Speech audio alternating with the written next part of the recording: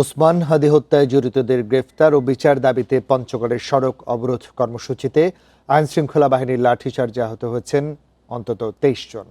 রাতে আহতদের দেখতে হাসপাতালে যান উত্তরাঞ্চলের মুখ্য সংগঠক সার্জিস আলম সহ প্রশাসনের কর্মকর্তারা। এ সময় সার্জিস বলেন, শান্তিপূর্ণ কর্মসূচি শেষ করার পরেও কেন সেখানে আইনশৃঙ্খলা বাহিনী হামলা করেছে সেটি বের করতে হবে।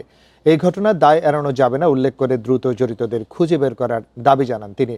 একই সময় হাসপাতালে গিয়ে জেলা প্রশাসক কাজী সাইমুজ্জামান বলেন, জনদুর্ভোগ কমাতে সড়ক থেকে তাদের সরিয়ে দিতে গিয়ে কেউ কেউ আহত হয়েছেন। সেনাবাহিনীর ঊর্ধ্বতন কর্মকর্তাদের সাথে কথা বলে যথাযথ ব্যবস্থা নেওয়ার আশ্বাস দেন তিনি।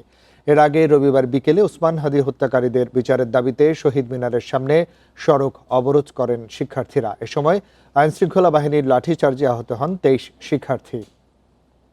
কাজটা করা হয়েছে, তাদেরকে অতর্কিত হামলা করা হয়েছে। কাদেরকে অতর্কিত হামলা করা হয়েছে? যারা সেখানে শান্তিপূর্ণ একটি আন্দোলন করছিল এবং সমাপ্তি ঘোষণা করে চলে আসছিল। কিভাবে, কি কারণে, কার নির্দেশে এই কাজটা করলো, এটার জবাব লাগবে। এই বিষয়ে দেখবো, ওখানে কতগুলো ক্যামেরা আছে, সেই ক্যামেরাগুলো আমরা দেখবো, দেখে পরবর্তীতে কালকে সেনাবাহিনীর ঊর্ধ্বতন কর্মকর্তারা আছেন বা আমাদের ঊর্ধ্বতন কর্মকর্তা আছেন, আমি তাদের সাথে কথা বলবো।